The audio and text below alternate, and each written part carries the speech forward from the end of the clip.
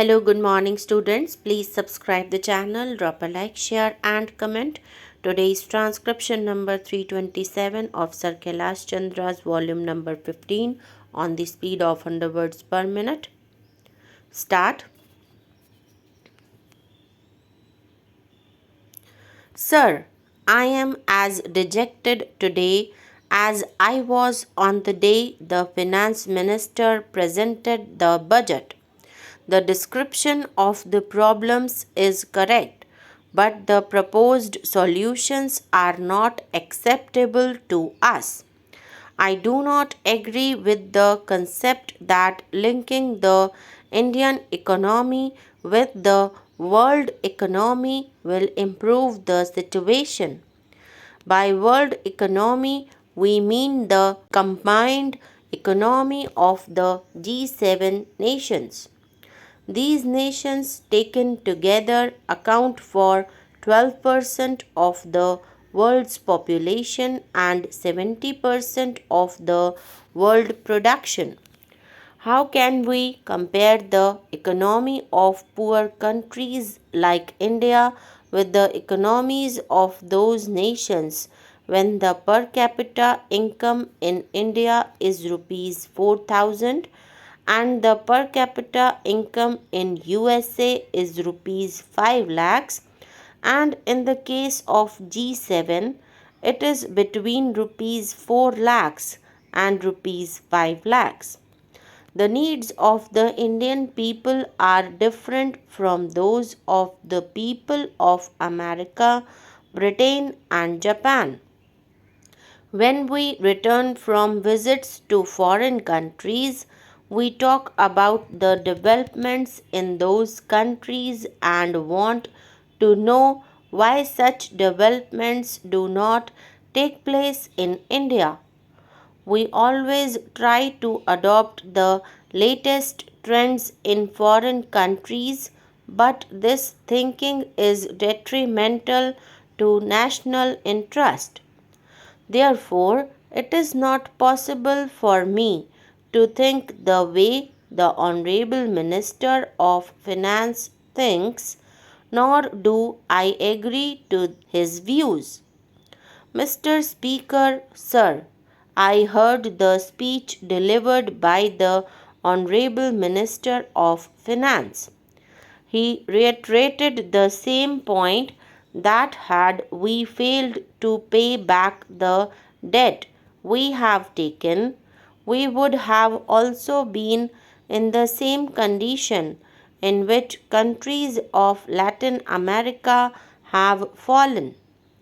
I share the concern of the Honorable Minister about Latin America, whose condition deteriorated because of their close link with international institutions like IMF, World Bank, and other financial institutions and multinationals.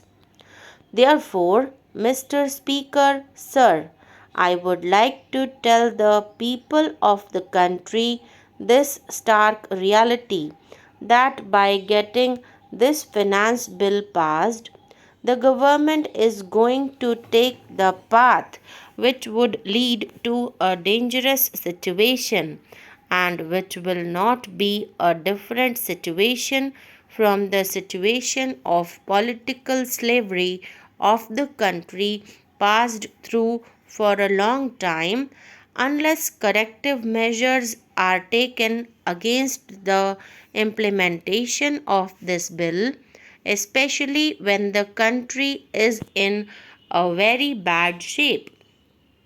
Mr. Speaker, sir, the ultimate goal of Swaraj movement was to instill national feelings in people and attain self-sufficiency.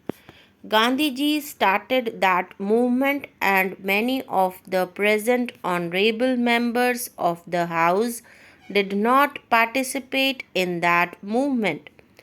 At that time, they may be too old to participate in the movement. It might be possible that the students in schools were not taught the lofty ideals of our Swaraj movement in the country, and political leaders also do not bother to understand it. However, it is a fact that if we do not have national feelings and fail to achieve self sufficiency, we would be in great difficulty. I know that the government will be able to get the bill passed in the House, but we cannot associate ourselves with the bill and the policies adopted by the government. After presentation of this budget, there has been steep rise in the prices, particularly in regard to fertilizers, and though it has been stated by the Honorable Minister as a regional issue, it has further deteriorated the financial condition of the farmers. Mr. Speaker, sir, in view of the present situation, I fear the policy adopted by the government and the budget would lead the country towards destruction. The Honorable Minister has not suggested the solution to these three issues the way he should have. When Mir Jafar allowed East India Company to do business in India, he did not visualize the political ramifications of it. He thought that it was just a trading company. A senior minister in the Indian cabinet and stated in America that the government of India would invite American investment, though ultimately he did not succeed in getting it done. But the policy the Honorable Minister of Finance proposes to implement seems to be very dangerous. I am more disappointed because such a great politician like Sri Advani also praised it.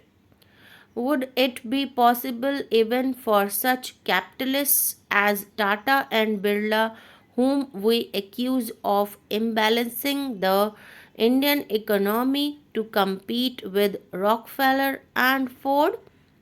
It is a sign of danger for our economy and also for the capitalist system.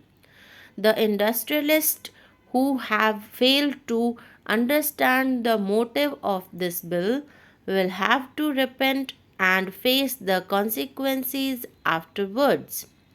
There are a number of banks in our country. The Honorable Minister of Finance has been the head of these banks. When nationalization policy was implemented, there were 14 banks.